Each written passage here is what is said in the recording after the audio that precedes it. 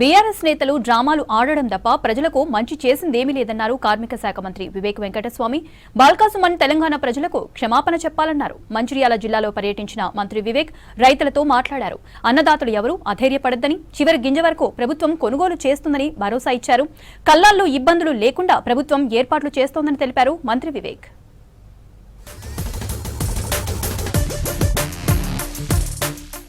రైతులు లేకుండానే ఇన్నేండ్లు బీఆర్ఎస్ ధర్నాలు చేస్తోందని మండిపడ్డారు మంత్రి వివేక్ వెంకటస్వామి. బీఆర్ఎస్ పార్టీ రైతు ధర్నాలకు రైతులే వస్తలేరని, వాళ్ల లీడర్లే ఒప్పుకున్నారన్నారు. ధర్నాకి 100 మంది వస్తే అందులో 4 రైతులు కూడా ఉండట్లేదని, అంతా పార్టీ కార్యకర్తలేనని గులాబీ లీడర్లే చెప్పారన్నారు మంత్రి. చెన్నూరులో ఓటమి ఫ్రస్ట్రేషన్తోనే బాల్కాసుమన్ పిచ్చి పిచ్చిగా మాట్లాడుతున్నారన్నారు వివేక్ వెంకటస్వామి. చట్టాన్ని చేతిలోకి తీసుకుని షో చేయాలని బాల్కా ప్రయత్నిస్తున్నాడని అన్నారు. అది సరిగా కొనుగోలు నడుస్తుంది, కానీ ఈ టీఆర్ఎస్ నాయకులందరూ కూడా రైతులలో ఒక భయం, ఒక ఆందోళన కలిగిస్తున్నారు.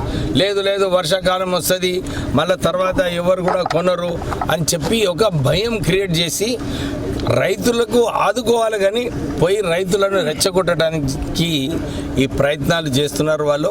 మీరు మొన్ననే చూసినారు, ఇక్కడ మాజీ ఎమ్మెల్యే గారు ఇక్కడ రైతులు కూడా ఆందోళన చేస్తలేరు, కానీ ఖాళీ టీఆర్ఎస్ నాయకులే పోయి ఇక్కడ సరిగా నడుస్తలేదు మీరు అని ధర్నా చేయడానికి ప్రయత్నం చేస్తున్నారు. ఇది రైతుల సమస్య. ప్రభుత్వ ఆస్తులు ధ్వంసం చేస్తే సహించేదే లేదని, చట్టపరంగా చర్యలు ఉంటాయని హెచ్చరించారు మంత్రి.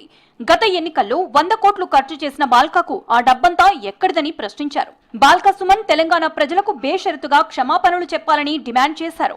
మంచిర్యాల జిల్లా టేకుమట్ల ఐకేపీ సెంటర్లో పర్యటించిన వివేక్ ప్రభుత్వం చివరి గింజ వరకు కొంటుందని రైతులకు భరోసా ఇచ్చారు. రైతులు ఎవరు కూడా వస్తలేరని అంటే ఎందుకు వస్తలేరు? నీ మీద భరోసా లేదని వస్తలేరు. ఖాళీ కార్యకర్తలకు పైసలు ఇచ్చి వాళ్ళని రామని మస్తు పైసలు ఉన్నాయి వాళ్ళ దగ్గర. ఇప్పుడు కూడా అదే వాళ్ళు క్యాడర్ కి ఖర్చు పెట్టుకుంటున్నారు. 2014 ఎలక్షన్ లో 100 కేసులు అన్నాడు, మళ్ళీ 100 కోట్లు ఎట్లా ఖర్చు పెట్టారు? మొన్న ఎలక్షన్ లో 100 కోట్లు ఎక్కడి నుంచి వచ్చినాయి? ప్రజలు అడగాలి ఆయనకు.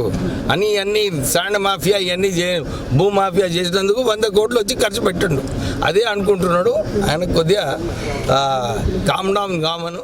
కాంగ్రెస్ ప్రభుత్వం అధికారంలోకి వచ్చాక 50,000 టీచర్ల ఉద్యోగాలను భర్తీ చేశామన్నారు మంత్రి వివేక్ వెంకటస్వామి.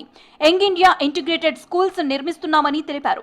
మంచిర్యాల జిల్లా మందమర్రి మండలం అందుగులపేటలో ప్రభుత్వ స్కూల్లో చదివి 10th లో మంచి మార్కులు వచ్చిన విద్యార్థులకు అభినందనలు తెలిపారు.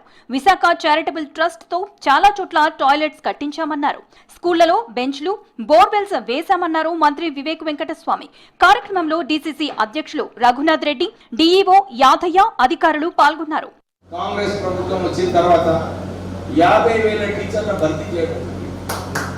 ఎందుకు ఇంతమందిని భర్తీ చేసినారు? వీళ్ళని భర్తీ చేస్తే అన్ని స్కూళ్ళలో మన పిల్లలకు మంచి విద్య, వీళ్ళకు మంచి విద్య వచ్చినప్పుడు వీళ్ళకు మంచి ఉద్యోగాలు వస్తాయి అని చెప్పి ఆ ఆలోచనతోని 50,000 మంది టీచర్లను భర్తీ చేయడం. అంతేకాక మీ అందరూ తెలుసు, ఒక్కొక్క నియోజకవర్గంలో సుమారు 200 కోట్లతోని యంగ్ ఇండియా ఇంటిగ్రేటెడ్ స్కూల్స్ స్థాపించడం. అంటే మన పిల్లలు ఈ ప్రభుత్వ పాఠశాలల్లో ఎవరైతే చదువుకున్నారో మళ్ళీ వీళ్ళకు ఒక అవకాశం అన్నమాట. ఈ యంగ్ ఇండియా ఇంటిగ్రేటెడ్ స్కూల్లో పోయినప్పుడు డిగ్రీ చేసుకోవడానికి ఒక అవకాశం మన రాష్ట్ర ప్రభుత్వం కల్పిస్తుంది. మంచిర్యాల జిల్లాలో పర్యటించిన మంత్రి వివేక్ వెంకటస్వామి రైతులను పరామర్శించారు. రైతులెవరూ అధైర్యపడొద్దని, ప్రభుత్వం ప్రతి గింజను కొనుగోలు చేస్తుందని తెలిపారు.